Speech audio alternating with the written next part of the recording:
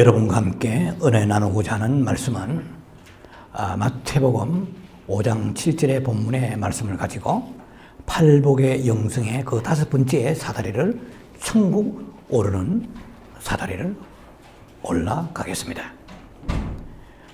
제목으로 말하자면 긍휼히 여기는 자의 복입니다. 5장 7절을 읽어드리겠습니다. 긍휼히 여기는 자는 복이 있나니 그들이 긍휼히 여김을 받을 것이며 마카리오스 호이 엘레에모네스 긍휼히 여기는 자는 복이 있나니라는 뜻입니다. 저 유명한 성 프란체스코를 아실 것입니다. 그가 성자가 되기 전에 어느 겨울날 멀리 말을 타고 여행할 수 있는 그런 길이었습니다. 지나가다가 보니 벌판에 웬 거지가 추위에 오돌오돌 떨고 있는 것을 보았습니다. 그냥 지나치지 아니하고 말에 내려서 그 거지에게 다가갔습니다. 내게 무엇을 원합니까? 내가 무엇을 도와드릴까요? 지금 제가 굉장히 추워서 죽을 지경입니다. 자기 입고 있던 두꺼운 외투를 벗어주었습니다. 그리고 돌아오려고 하다가 보니까 그 거지에다가 또 심한 문둥병까지 앓고 있었습니다. 너무나 불쌍해서 그를 가까이 가서 자기는 옷을 벗어주었기 때문에 이제 자기가 굉장히 그 추위를 느끼는 상황이었습니다만은 그냥 지나치지 않고 그 거지를 문둥병으로 온몸이 무너져 내린 그 거지를 꼭 감싸 안아 주었습니다. 그러니까 그 거지가 그렇게 말합니다. 이제 따뜻합니다. 그렇게 말하고 호련히 방금 그렇게 말했던 거지가 사라져 버렸습니다. 그때 그 순간 하늘에서부터 이런 음성이 내려왔다고 합니다. 사랑하는 아들아, 이제 네가 나를 사랑한 줄 알았느니라 하는 그 하나님의 음성을 듣고 엄청난 충격을 받고 꼬꾸라지고, 그래서 그 길로 모든 자기의 그 부유한 재산을 다 정리해서 가난한 사람들에게 나누어주고 수도원으로 가서 저 유명한 성 프란체스코가 되었습니다. 그 이름을 따서 지금 현재 로마의 바티칸의 교황 이름이 프란체스코 아닙니까? 자기가 그 이름을 선택한 것이죠. 오늘 여러분과 함께 긍휼에 대해서 깊은 은혜의 말씀을 나누고자 합니다. 긍휼이라는 것은 우리의 말 사전에는 불쌍하고 가엾게 여겨서 도와준다 하는 뜻으로 기록되어 있습니다. 영어로는 sympathy입니다. 그리고 compassion 혹은 merciful 여러 단어가 많지만 성경에서 얘기하는 긍휼과 가까운 단어는 sympathy입니다. 이 sympathy라는 그 단어가 합성어로 되어 있습니다. 그러니까 together pursue로 되어 있어요. 그냥 고통을 함께 나누다 하는 뜻이에요. 긍휼이라는 그 영어 단어에서도 여러 의미가 있습니다. 헬라어로는 엘레오스입니다. 비참한 처지에 있는 사람을 불쌍히 여겨 그를 돕는 미덕이라 하는 뜻입니다. 또 히브리어로서는 헤세드라고 거의 구약에서 150번 이상이 기록되어 있습니다. 하나님의 넘치는 사랑과 자비로움 이런 뜻입니다. 긍휼을 좀 더 깊이 정리해 본다면은 다른 사람의 마음속으로 들어가서 그 사람의 아픔을 함께 나누며 그 사람의 아픔이 내 아픔으로 전달되어서 내 가슴이 저며오는 것입니다. 이것을 우리가 심리학적 용어로 동일시 혹은 감정이입이라고도 합니다. 마치 열병으로 신음하는 사랑하는 자기의 그 자녀를 놓고 품에 안고 어머니가 오지에서 병원은 없는데 지금 자녀가 열병으로 열이 풀풀 끓어서 죽어가고 있습니다. 그 새끼를 품에 안고 어미가 내려다 봅니다. 차라리 이 자녀의 아픔과 고통과 이 괴로움이 내게로 왔으면, 내가 열병을 대신 앓고 내가 대신 죽었으면 하는 그 애타는 심령의 상태, 이 마음이 긍휼의 마음입니다. 상대방의 고통과 상대방의 그 슬픔, 상대방의 그 고독과 어려운 환난에 처해 있는 그 상황, 그리고 상대방의 그 배고픔, 이런 것이 내 것이 되어서 내게 전달되어서 내가 같이 아파하며 흐느끼며 뒹구는 것입니다. 이것이 긍휼입니다.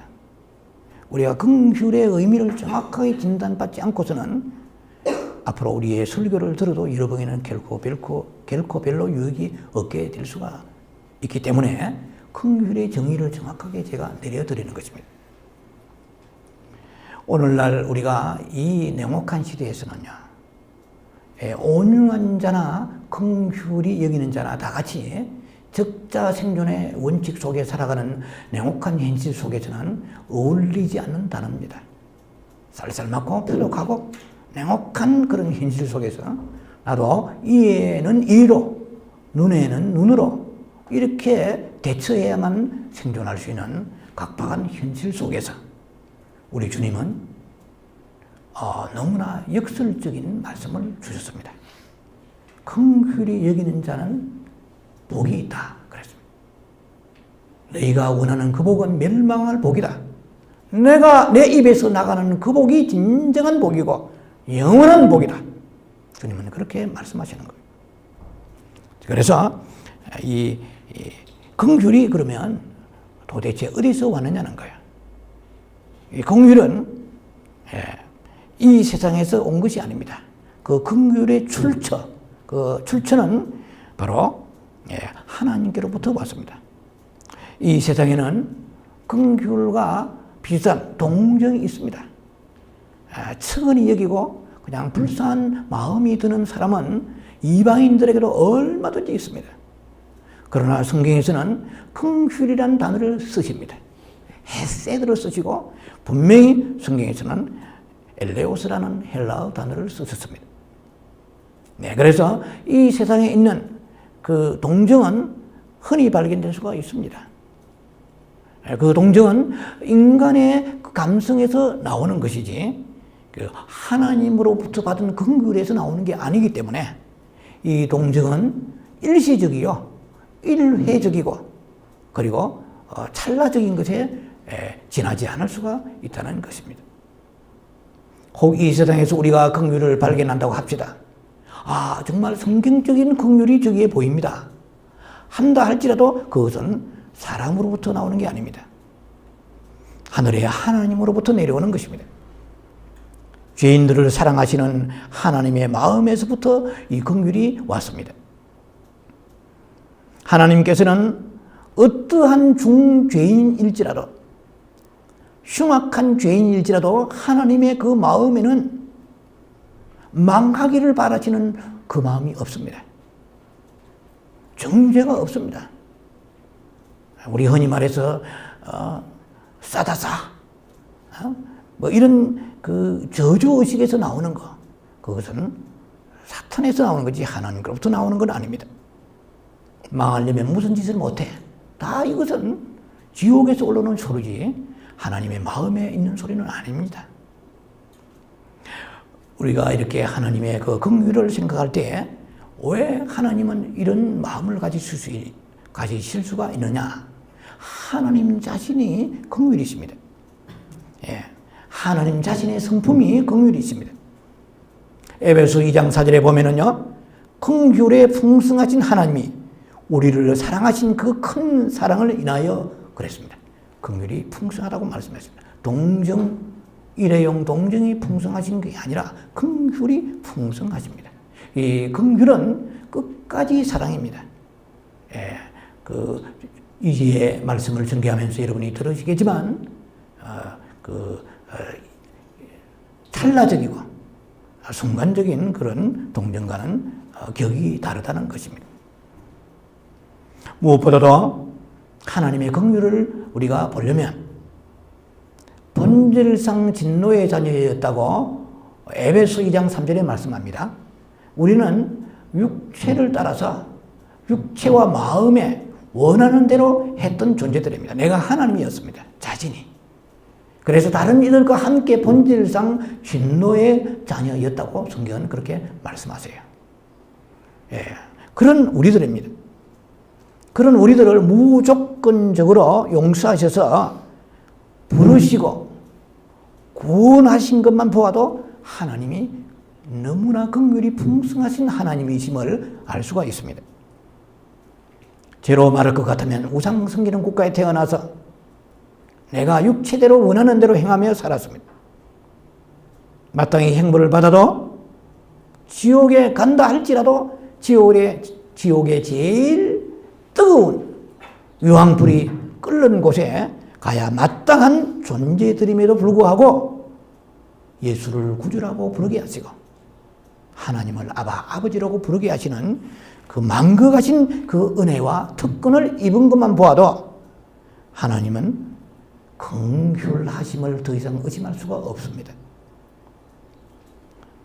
게다가 이제 우리는 주님 오실 때를 기다리면서 빛나고 흰 세마포를 입기 위하여 영성의 훈련까지 받게 된 것을 생각하며 하나님의 그 은혜를 우리가 말로 다 표현할 수가 없을 것입니다. 로마서 9장 15절로 16절에 보면 출애굽기 33장 19절을 인용한 말씀이 기록되어 있습니다. 모세에게 이르시되 내가 긍휼히 여길 자를 긍휼히 여기시고 내가 불쌍히 여길 자를 불쌍히 여기셨으니 그런즉 원하는 자로 말미암도 아니요 다른 박질하는 자로도 말미암이 아니라 오직 긍휼히 여기시는 하나님으로부터 말미암음이니라. 우리를 구원하신 것은 전적으로 하나님의 마음에 우리가 그냥 들었습니다. 네, 그냥 하나님이 긍휼히 여기시고 싶으신 거예요. 네, 불쌍히 여기시고 싶으신 거예요. 우리 자신을 돌아보세요. 우리가 그런 긍휼을 받을 대상인지 우리가 얼마나 악합니까? 얼마나 세상을 사랑합니까? 그런데도 불구하고 이 세상에 수 없는 하나님을 모르는 사람들 가운데 우리보다 인격이 물론 혼적 인격이라 할지라도 탁월한 사람들이 많습니다. 자질이 풍부한 사람이 많습니다. 그런 사람을 제쳐놓고 오늘 우리를 부르시는 거 정말 갚을 수 없는 은혜입니다. 형용할 수 없는 은혜입니다. 자, 그래서 주님은 아버지의 그 큰 긍휼을 입은 만큼 우리도 긍휼을 베풀어야 된다고 말씀하십니다. 이 긍휼은 선택 과목이 아닙니다. 긍휼을 기분에 들고 마음에 들면 베풀고 처지가 되면 베풀고 안 되면 그만이고 이런 말씀이 아닙니다. 계속 말씀을 들어보시면 정확한 여러분들의 흐름을 파악할 것입니다. 이 긍휼은 심판적인 의미를 대동하고 있습니다. 내포하고 있습니다. 굉장히 중요한 메시지입니다. 구원이냐 아니냐 하는 그런 긍휼에 대한 속성을 가지고 있다는 것을 여러분들이 오늘 충분히 간파하게 될 것입니다. 중요한 것은 우리도 긍휼을 베풀어야 되는데 그 큰 긍휼을 받았으면 그러면 긍휼을 베풀기 전에 주님은 마태복음 9장 13절에 말씀하십니다. 긍휼을 배우라고 말씀하십니다. 너희는 가서 내가 긍휼을 원하고 제사를 원치 아니하노라 하신 뜻이 무엇인지 배우라 이렇게 말씀하십니다. 배우라는 것은 닮으라 하는 뜻입니다. 네. 토마스 아켄피스의 그리스도를 본보다라 하는 말씀입니다. 호세아 6장 6절에는 나는 인애를 원하고 제사를 원하지 아니하여 번제보다 하나님 아는 것을 원하노라 라고 말씀하십니다. 여러분, 우리 역시 제사에만 관심이 없었는지,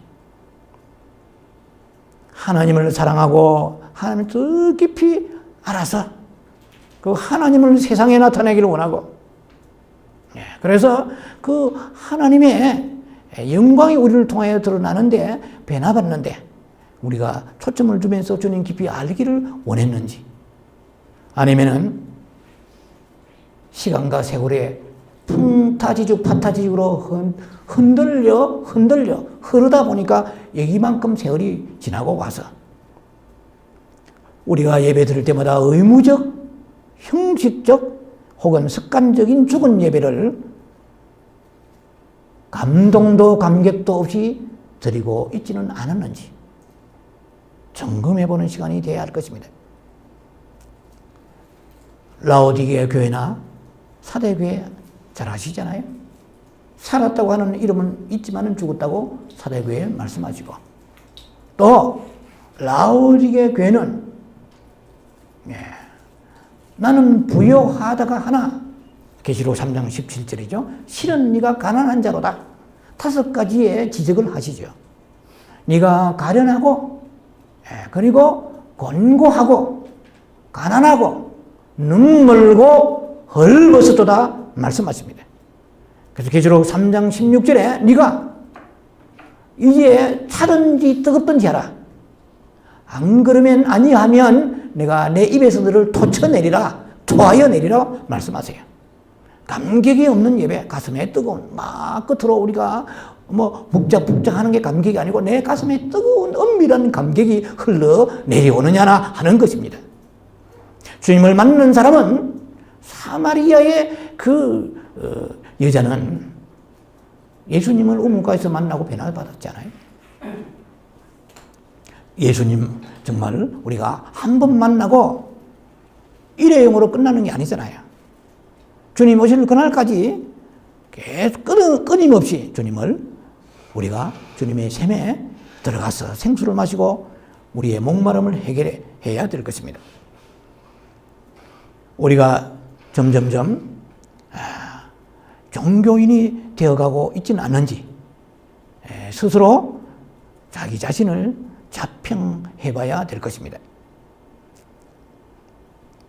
우리가 하나님을 사랑하는지 하지 않는지 여러 가지 점검이 있겠지만 우선 예배를 준비하고 드리는 자신의 중심 자세를 한번 보세요. 여러분에게 긍휼이 있습니까? 여러분이 하나님을 깊이 만나기를 원하십니까? 마태복음 9장 13절에는 그래서 주님은 말씀하십니다. 긍휼을 배우라. 누구한테요? 하나님께, 주님께 배우라는 것입니다. 어떻게요? 말씀 속에서 배우라는 것입니다. 누가복음 15장의 탕자의 비유에서 나오는 아버지의 그 끝없는 용서와 자비의 사랑을 배우라는 것입니다. 너희도 그렇게 할 수 있느냐? 그렇게 하라는 것입니다. 선한 사마리아인의 비유에서 그 선한 사마리아인으로 나오는 그 사람이 예수님이십니다. 예수님의 그 한량없는 사랑, 긍휼을 배우라는 것입니다. 하나님의 긍휼은, 예수님의 긍휼은 무슨 보상도 대가도 바라지 아니하십니다. 칭찬도 바라지 아니하십니다. 자, 우리가 이렇게 살아가다 보면은 주변에 타인의 고통을 보면서 눈 감을 때가 많습니다. 귀찮다고 생각하는 사람은 하나님과 상관없는 삶을 살고 있습니다. 그 사람에는 긍휼이 없는 심판을 받게 될 것입니다.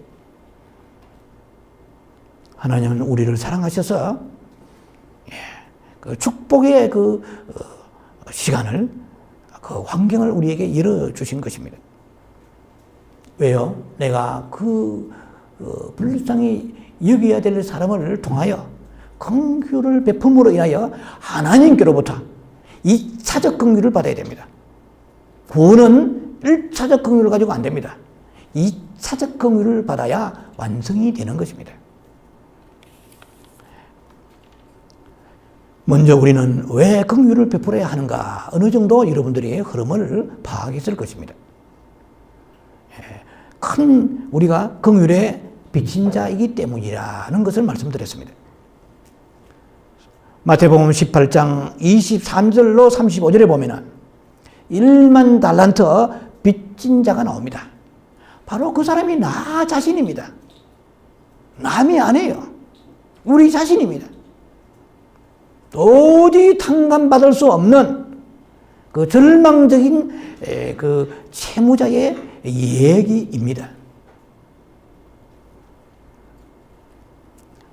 자, 18장에 23절에 보면은 달란트 비유 말씀입니다. 그러므로 천국은 그 종들과 결산하려 하던 어떤 임금과 같으니 결산할 때에 1만 달란트 빚진 자 하나를 데려오매. 우리가 지금 딱 우리 자신의 모습입니다. 결산, 이 모든 인생은 이 세상에서 아무리 뛰어나고 호화롭고 유명하고 모든 걸 다 누리고 산다 할지라도 반드시 결산을 하게 되는데 그 결산의 의미가 두 가지입니다. 하나는 오늘 이 시간에도 우리가 죽으면 개인적인 종말을 맞으면서 주님 앞에 결산해야 됩니다.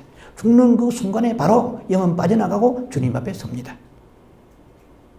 무슨 며칠이 걸리지 않아요. 바로 즉각 우리가 음부에 가든지 낙원에 가든지 결정됩니다. 엄청난 결산이 우리를 기다리고 있습니다.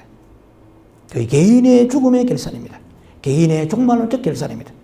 또 하나는 역사적, 우주적, 계시록적 종말의 결산이 있습니다. 이것은 주님이 이제 공중에 강림하십니다.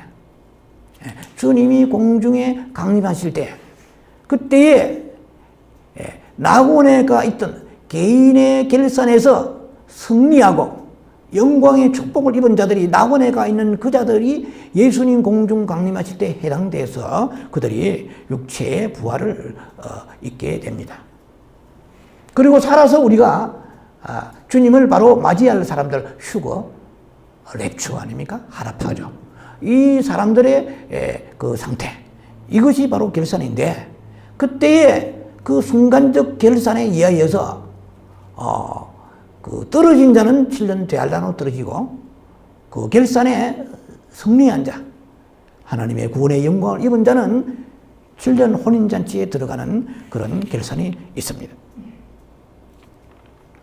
오늘 우리가 방금 제가 마태복음 18장 말씀드린 대로 본문대로라면 1만 달란트 빚진 자가 겨우 100데나리온 빚진 자에게 긍휼을 베풀지 아니하고 멱살을 잡고 옥에 가둠으로써 임금이 이 소식을 듣고서는 이 악한 종아 32절입니다.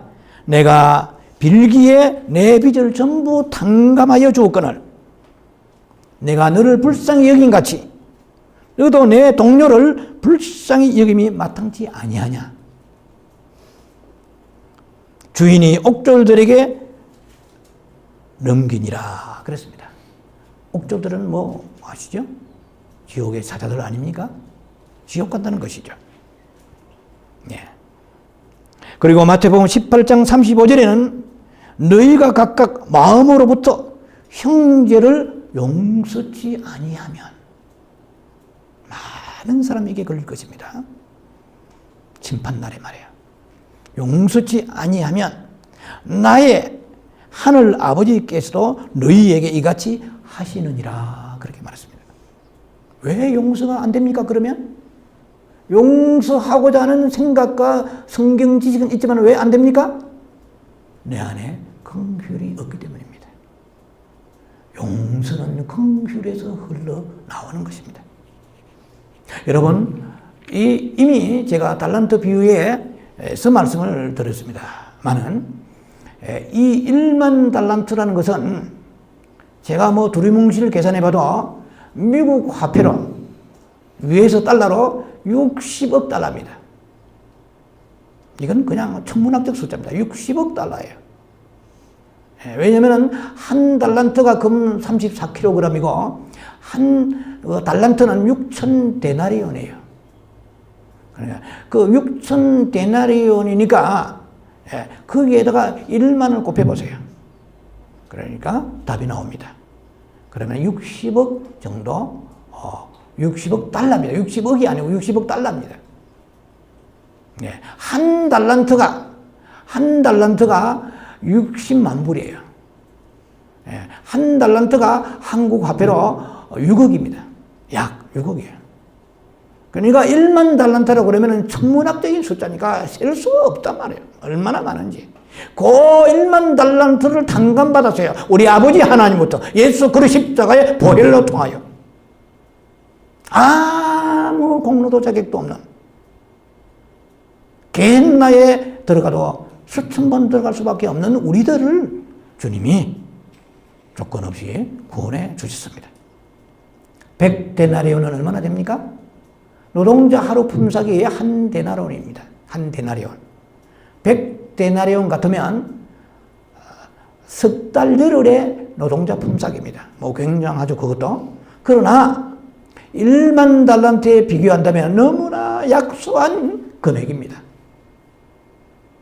여러분, 마음에 좀 안 든다고 성질 부리지 마세요. 크나큰 하나님의 용서함을 받은 자들이 자기의 감정과 기분과 자기의 어떤 조건에 흡족하지 않다고 해서 이렇게 용서하지 않고 그렇게 그 사람을 정신적 여러 모양으로 결박했을 때 주님이 옥졸들에게 결박시켜 버리신다는 것입니다. 자, 이 말씀은 곧 긍휼을 베풀지 않는 것이 죄라는 것입니다.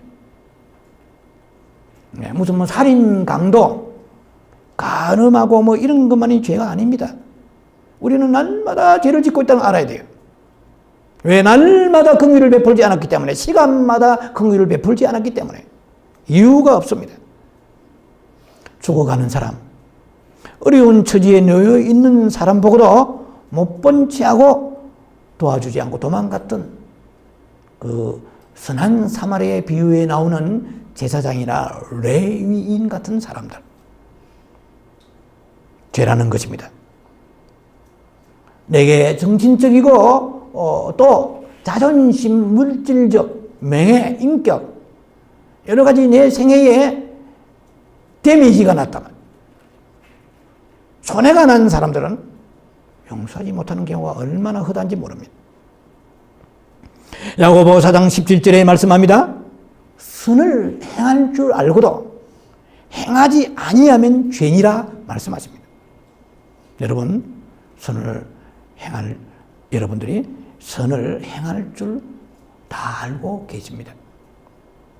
야고보 2장 13절에 긍휼을 행하지 아니하는 자에게는 긍휼 없는 심판이 있으리라 그랬습니다. 제가 말씀을 토요일 내내 준비하고 묵상하고 기도하면서 제게 들리는 착각된 음성이 있습니다. 긍휼 없는 심판이 있으리라 할 때 자꾸 제게 좀 유머 같은 얘기입니다. 국물 없는 심판이 있으리라.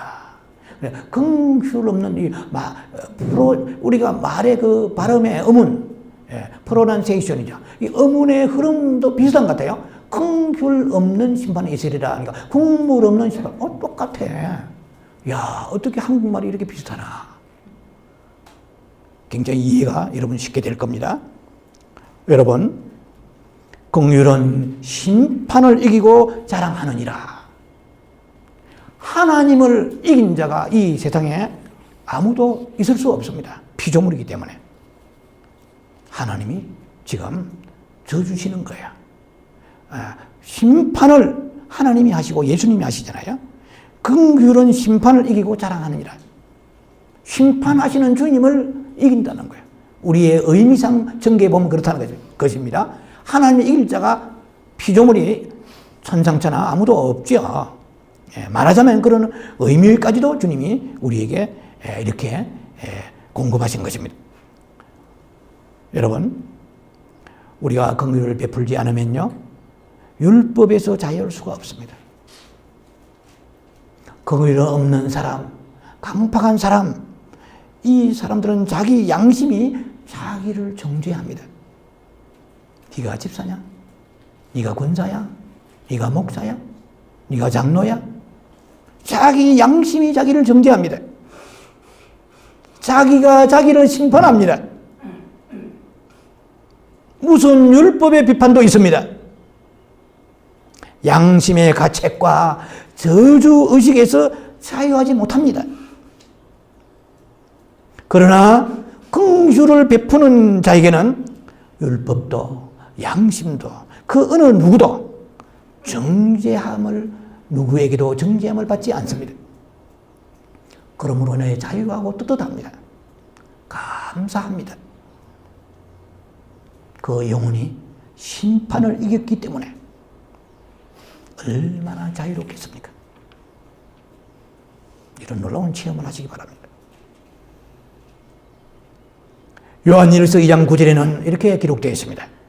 너희가 빛 가운데 있다 하면서 그 형제를 미워하는 자는 지금까지 어두움에 있는 자요.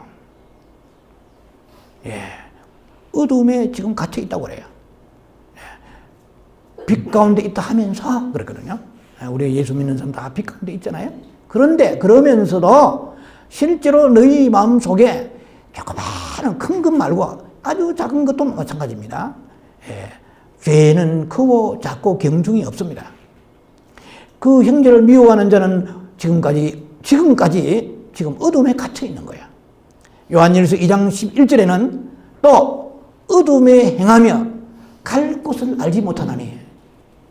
주님 갈 곳이 어디입니까? 천국이거든요. 그럼 갈 곳을 향방이 없어요. 갈 곳을 알지 못하니까 천국에 소망이 없으니까 하늘에 소망이 없으니까 세상 것을 탐하고 세상에서 위로받고 세상 것을 탐닉하며 살아갈 수밖에 없는 것입니다. 무서운 거야. 그래서 갈 곳을 알지 못하나니 방황하는 거예요. 예수 믿어도. 그 어둠이 그의 눈을 멀게 하였음이라 그랬습니다. 어둠은 지배자는 사탄입니다. 사탄이 말씀대로 행하지 아니함으로, 내가 순종하지 아니함으로 내 눈을 가릴 수 있는 합법적인 권세를 가지고 내 눈을 가려버렸습니다. 데살로니가 5장 4절에 이렇게 기록되어 있습니다.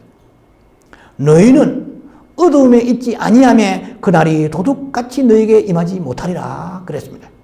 이거는 휴거를 말합니다. 데살로니가 5장 2절에는요, 분명히 주님이 2절을 사이에 두고 주님은 말씀하세요. 내가 도적같이 임하리라 이랬습니다. 그러니까 휴거되지 못하는 자에게는 도적같이 임하시고요, 휴거되는 사람에게는 도적같이 임하지 아니한다고 말씀했습니다. 왜냐하면 너희가 어둠에 있지 아니하기 때문에. 제일 중요한 것은 내가 지금 어둠에 갇혀 있는지 없는지를 보는 눈이 열려야 됩니다. 내가 나를 볼 수가 없습니다. 주의 빛이 내 심령 깊이 비춰주어서 주여 내가 아직도 어둠에 갇혀 있습니까? 빛 가운데 있다 하지만 주님, 내가 아직도 어둠에 포로되어서 눈이 열리지 않습니다. 강단에서는 천국의 소망가지라고 그러고 하늘의 소망가지라고 그러고 주님 오실 날 빛나고 있는 세마포 입을 준비를 하지만 내가 눈이 멀어져 버렸습니다. 요한일서 3장 14절에 형제를 사랑함으로 사망에서 옮겨 생명으로 들어간 줄 알거니와 사랑치 아니하는 자는 사망에 머물러 있느니라. 아직도, 이 말은 제가 인서트한 겁니다. 제가 삽입해 넣은 것입니다. 형제를 사랑하지 아니하는 자는 아직도, 이 말은 제 말입니다. 아직도 의미상 그렇게 넣은 거예요. 사망에 머물러 있느니라. 스테이, 홀드하고 있어요, 지금. 네. 지금 주님이 오시면은 그 머물고 있는 사람은 멸망의 길로 갑니다. 네. 여러분, 이 말씀은 여러분들에게 강조했습니다. 우리는 살아야 되겠습니다. 살아야 돼. 우리 영혼이 천하보다 소중하다고 말씀하셨습니다. 마태복음 5장 22절에 너가 형제에게 노하는 자는 심판이 있고 라가라 욕이죠. 상욕입니다. 이 라가라 하는 자는 공회에 잡히게 되고 그리고 미련한 놈이라고 말하는 사람은 지옥불에 들어가리라. 너무 직선적이죠. 주님 바로 이렇게 말씀하십니다. 너무 중요하니까 숨기지 아니하시고 뭐 이렇게 포장하지 아니하시고 직설법을 썼습니다. 바로 조금 영적으로 지적으로 뭐 안다고 배웠다고 높다고 까불지 말라는 것입니다. 네. 남을 아나무인으로 취급하지 말라는 것입니다. 남을 미련한 놈, 무식한 놈, 네. 혹은 노하는 자에게 주시는 무서운 메시지 말씀입니다. 마태복음 5장 44절에요. 너희 원수를 사랑하여 너희를 박해하는 자를 위하여 기도하라. 이같이 한즉 하늘에 계신 너희 아버지의 아들이 되리니 주님은 아버지의 아들이 되게 하시고자 우리들에게 원수를 많이 배치해 놓으셨습니다. 첫째 원수는 집안의 원수입니다. 마태복음 10장 34절에 내가 세상에 화평을 주러 온 줄 아느냐? 금을 주러 왔더라. 금을 받아라. 말씀의 금, 승리의 금을 받아라. 찔려서 회개하고 돌이키는 그 자는 하나님의 원수가 되지 아니하고 그 금을 피하여 이 세상과 화목하리 하는 자에게는 하나님의 심판이 있게 되는 것입니다. 그래서 마태복음 10장 35절에는 그의 아들이 아버지와 원수가 되고 딸이 어머니와 원수가 되고 그리고 며느리가 그 시어머니와 서로 불화하게 하려 함이라. 하나님의 말씀 생명의 금이 들어오면 어둠에 있는 세력들과 가족이라도 아무리 죽고 못 사는 가족이라 연인이라 할지라도 이 어둠의 세력이 발작하게 됩니다. 원수가 되는 것입니다. 그래서 많은 사람에게 전도하면 사람들은 말합니다. 가정의 평화를 위해서. 얼마나 비참한 얘기인지 몰라요. 몰라도 너무 모르는 얘기입니다. 가정의 평화를 위하여 둘 다 지옥 가게 되는 것이죠. 말씀을 받은 자는 세상에 어떠한 화평이 나를 유혹한다 할지라도 평화가 나를 손질한다 할지라도 주님이 오라 하신 그곳으로 핍박이 오고 원수가 선정된다 할지라도 그 길로 갈 때에 You and your household you will be saved. 너와 너 집이 구원을 얻으리라고 말씀하십니다. 그러나 사탄이 어둠의 세력에 밀가루를 까불면서 우리가 먼저 가족이 화평해야 됩니다. 그렇게 해서 많은 사람이 주를 떠나가기 시작합니다. 나오지 못합니다. 또 주 앞에 있다 할지라도 타협을 하면서 말씀과 성령의 그 말을 요리조리 피하고 다니는 사람이 얼마나 많은지 모릅니다. 자, 그래서 주님은 이 세상에 원수를 두세요. 그러면 나를 핍박하는 시어머니와 며느리가 되든 부모와 자녀가 되든 핍박하는 즉 원수, 이전에는 안 그랬는데 예수님을 열심히 믿으려니까 원수가 되는 거예요. 그러니까 그게 사단이 속삭이는 거예요. 야, 가정의 화목이 중요하지. 니 그렇게 열심히 극단적으로 믿는다고 되겠냐. 덕을 세워야 되지 않냐 하고 사단이 달콤한 말로 속삭입니다. 성경에는 우리에게 그런 원수를 허락해 주셨고 그리고 그 원수를 일단은 미워하면 지는 거예요. 이제 그 원수를 사랑하라. 긍휼히 나가야 되지. 예. 아버지, 내 사랑하는 부모, 형제, 가족이 이렇게 나를 거의 원수 수준에서 나를 대합니다. 견딜 수 없습니다. 사랑하는 아들들아, 네가 내 말씀대로 감으로 내가 너의 영혼과 너의 가족을 책임지리라. 네가 좁은 길로 가고 있구나. 생명의 길로 가고 있구나. 미워하지 말라. 내가 책임질 것이다. 그러면 네가 하나님의 아들이 되리라. 그리고 이방인들이 이제 원수가 됩니다. 예. 스데반의 그런 사건이라든지 여러분 수 없는 순교적인 그런 사건들을 우리가 알게 될 것입니다. 제가 어디서 인용하는 얘기입니다만은 토마스 무라는 영국의 한 귀족이 있었다고 합니다. 그가 모함죄에 걸려서 애매하게 법정에서 사형 은도를 받게 됩니다. 그런데 그때 사형 선고를 받게 되니 눈앞이 깜깜하지 않겠습니까? 그런데 그 토마스 무라는 믿음 신실한 그 귀족이 그 재판관에게 이렇게 말합니다. 재판관님, 오늘 하루만이라도 좋으니 재판관님과 친구가 되기를 원합니다. 친구여, 당신과 나와의 관계가 바울과 스데반의 관계가 되기를 원합니다. 바울은 스데반을 미움으로 돌로 쳐 죽이는 그 현장에 있었고 살인 공모자입니다.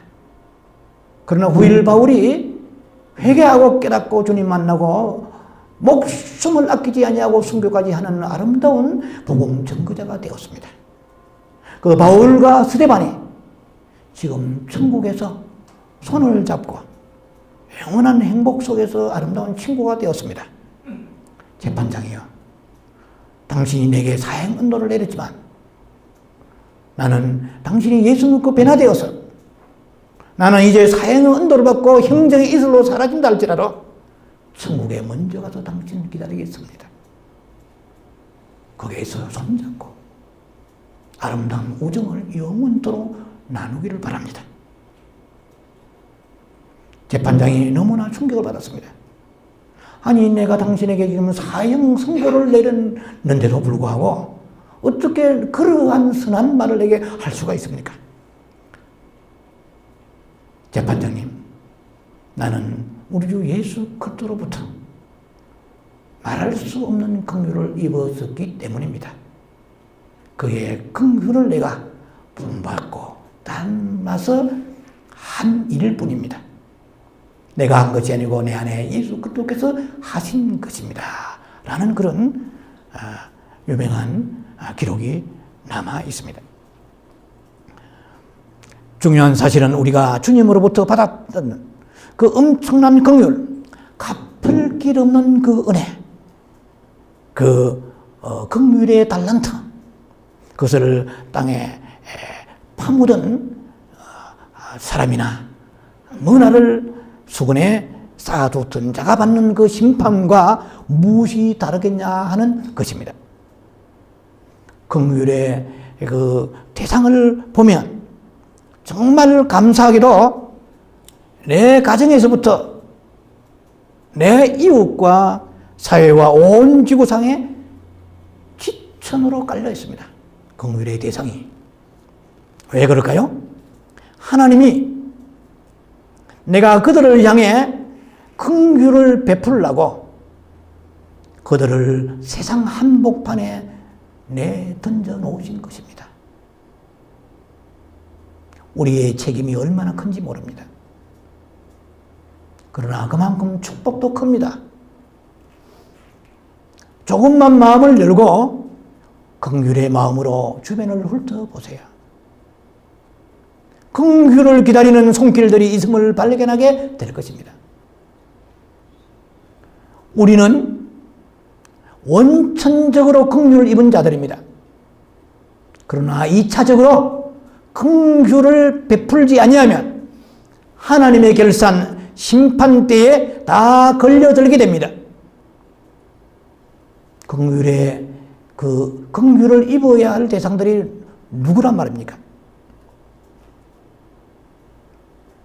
우리 주변에 구원받지 못한 모든 죄인들이 그 죄악에 신음하며 고통 가운데 죽어가고 있습니다. 육신의 눈으로 보면 안 보입니다. 마태복음 9장 36절에 무리를 보시고 민망히 여기시니 이는 저희가 목자 없는 양같이 고생하며 유리함이라. 복음을 전해야 됩니다. 죄는 결코 정죄의 대상이 아니고 긍휼과 사랑의 대상입니다. 그리고 곤란한 처지에 놓인 모든 사람들에게 긍휼을 베풀어야 됩니다.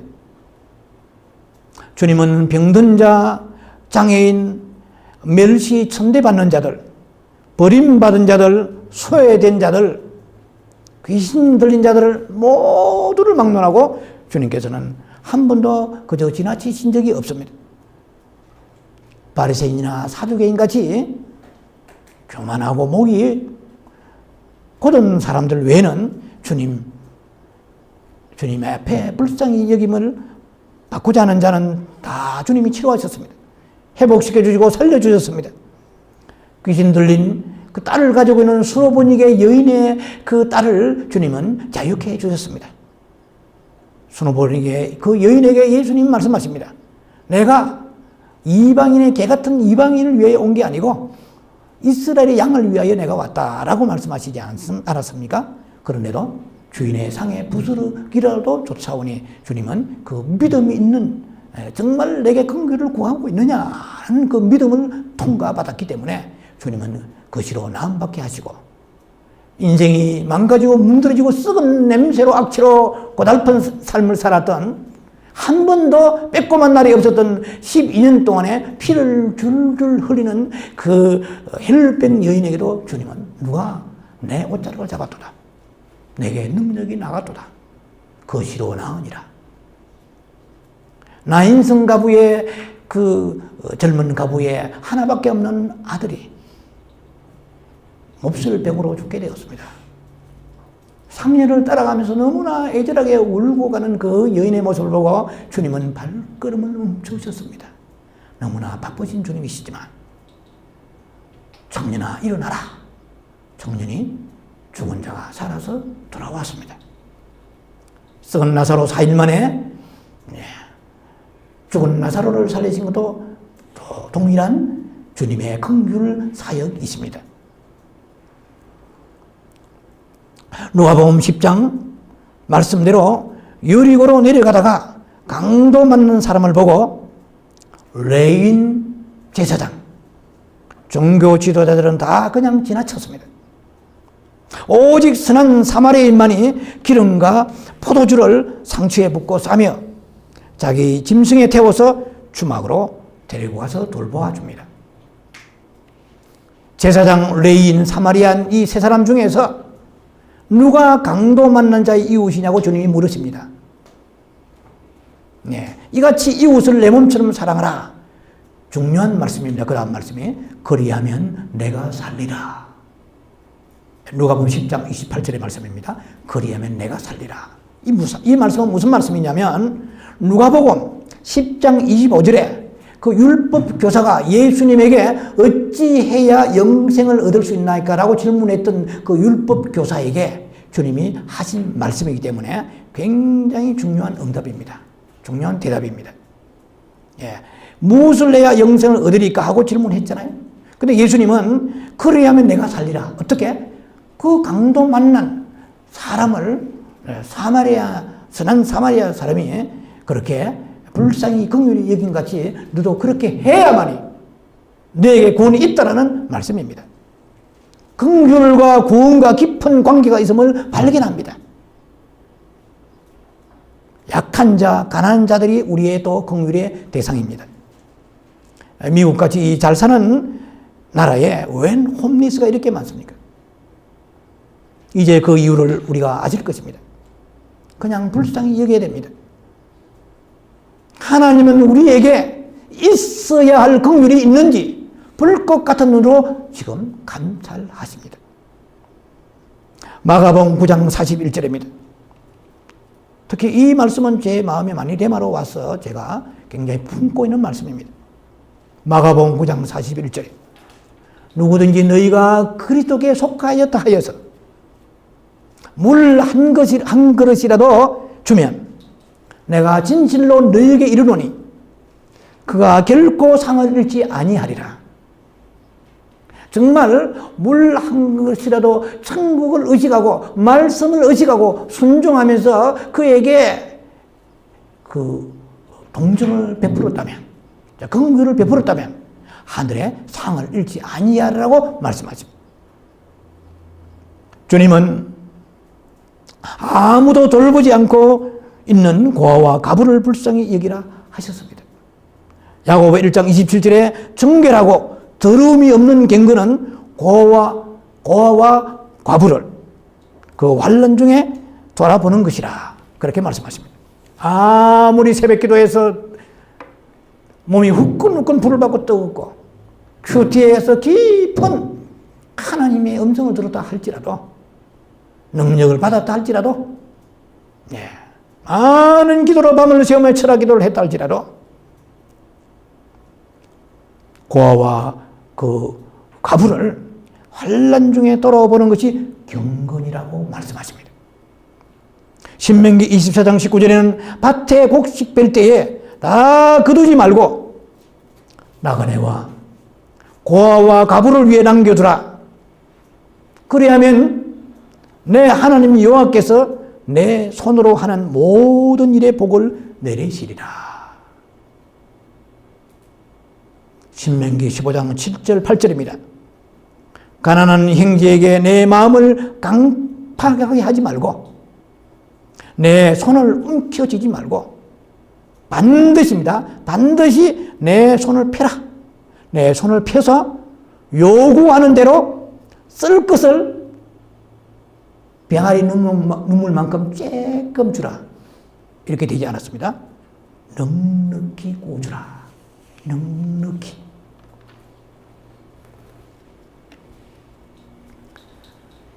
야고보 2장 15절 17절의 말씀에는 만일 형제가 자매가 헐벗고 일용할 양식이 없는데 너희 중에 누구든지 그에게 평안히 가라. 왜 그리 추해? 왜 그리 사람이 사흘에 피죽 먹지 못한 것처럼 그렇게 배고파 보여? 좀 배부르게 하라. 더욱게 하라. 하면서 그 몸에 쓸 것을 주지 아니하면 무슨 유익이 있느냐?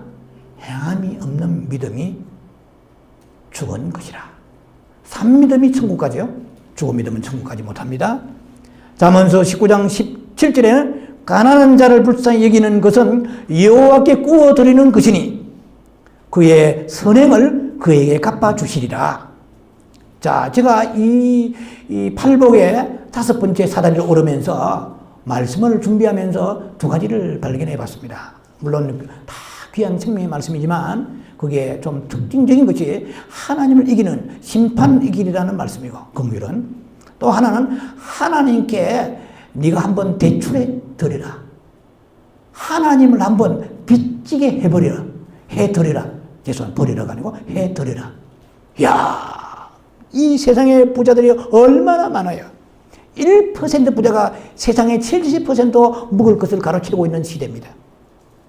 그런데 빌 게이츠, 워렌 뭡니까? 버핏 부자들이 얼마나 많겠어요. 세상의 갑부들, 재벌들이 얼마나 많습니까? 그러나 하나님께 대출해 드리는 사람 최고의 부자요, 재벌이요, 갑부입니다. 마음에 감동이 안 오는 모양인데요. 하나님께 구워드리라. 시편 40편 1절에 가난한 자를 보살피는 자에게 복이 있으며 재앙의 날에 여호와께서 그를 건지시리로다. 심판날이라고 해도 무리는 없을 것입니다. 정말로 저 심판의 그 재앙, 7 대접의 재앙, 다 재앙이죠. 결론을 내립니다. 긍휼은 아버지 하나님의 마음입니다. 긍휼은 내 안에서 힘쓴다고 저절로 나오는 게 아닙니다. 의에 줄이고 목마른 자가 되어서 주님으로부터 배부른 자가 되어야만이 긍휼이 나오는 것입니다.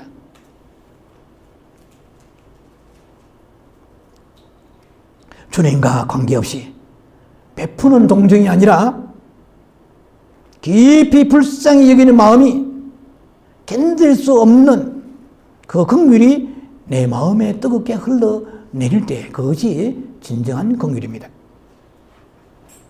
하늘에 계신 하나님이 지옥 가는 내가 너무나 불쌍해서 가슴이 너무너무 아파서 날 구원해 주신 그 사랑과 긍휼을 잊지 말고 긍휼을 베풀어야 될 모든 자들에게 긍휼을 베풀어서 주님께 더 큰 긍휼을 입으시고 심판까지 이겨내는 복된 삶이 되기를 주의 이름으로 축원합니다. 기도합니다. 우리 아버지 하나님, 너무나 놀라운 말씀 주셨습니다. 아버지 하나님, 우리에게 1만 달란트 빚진 자에 탕감해 주신 긍휼을 입었나이다. 그러나 살아가면서 내 기분, 감정, 내 기호에 맞지 않는다 하여 얼마나 많이 우리는 동간의 목을 조르는 1만 달란트 빚진 자, 탕감받은 자와 같이 그렇게 상처 주고 남을 용납하지 못할 때가 많은지 모릅니다. 주여 불쌍히 여겨주시고 이제 주의 긍휼을 배워서 주의 긍휼을 본받아서 닮아서 아버지 하나님, 우리의 자신에게 죄 지은 자, 우리가 우리에게 죄 지은 자를 용서해 준 같이 우리 죄를 사하여 주옵소서 주기도문 같이 아버지 하나님 그들의 죄를 용서해 주는 자가 되게 하시고 또 아버지 지천에 깔려있는 우리의 손길을 기다리는 그 곤란과 환난과 어려움에 처해 있는 수많은 영혼들과 그리고 주님을 알지 못하는 목자 없는 양이 되어 유리하는 저 영혼들에게 긍휼로 다가가서 주님 당신의 긍휼을 베풀어 그들에게 당신의 원하시는 아름다운 긍휼의 손길을 그들에게 나타낼 수 있도록 축복해 주시옵소서. 예수 그리스도의 이름으로 감사하며 축복하며 기도합니다. 아멘.